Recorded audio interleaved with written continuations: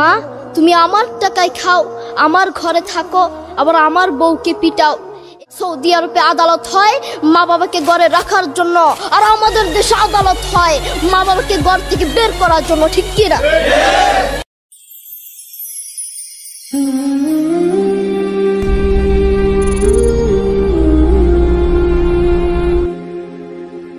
তোমার বউ তোমার আপন নয়, তোমার শ্বশুর শাশুড়ি তোমার আপন নয়।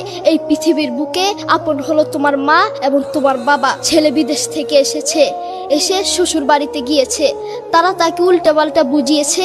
এখন বাড়িতে এসে সে বলছে, মা তুমি আমার টাকায় খাও, আমার ঘরে থাকো, আবার আমার বউকে পিটাও। এই কথা শোনার পরে মা বাথরুমে গিয়ে আধা ঘন্টা কাঁদতে লাগলেন। কেঁদে অজু করে নামাজে দাঁড়ালেন। নামাজ পড়ে আল্লাহর কাছে বলতে লাগলেন, আল্লাহ তুমি আমার ছেলের উপর রাগ করিও না, ও ভুল করেছে, তুমি আমার ছেলের উপর রাগ করিও না, আমি আমার ছেলেকে বুঝাবো। এরপর মা গিয়ে ছেলেকে বুঝাচ্ছেন, বলছেন, বাবা তুমি আমাকে বের করে দিবা, সমস্যা নেই, তুমি আমাকে বের করে দিও, কিন্তু আমার একটা স্বপ্ন আছে। ছেলে বললেন, কি স্বপ্ন বলেন? মা বললেন, তুমি বাজারে গিয়ে একটা পাকা আম নিয়ে আসবা, এসে তোমার বুকের উপর রাখবা, সকালে উঠে ওটা আমি খাবো। এরপর ছেলে বললেন, আচ্ছা ঠিক আছে। ছেলে বাজারে গিয়ে একটা পাকা আম নিয়ে আসলো, এসে বুকের উপরে রাখলো।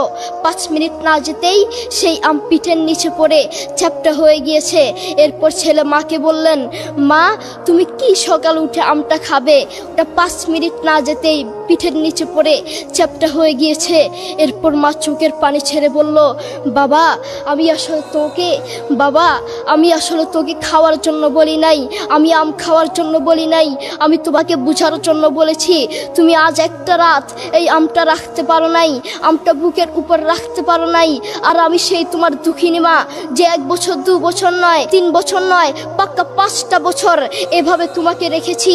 আমিও যদি তোমার মতো এভাবে ঘুমাতাম, তুমিও তো আমার পিঠের নিচে পড়ে চ্যাপ্টা হয়ে যেতা।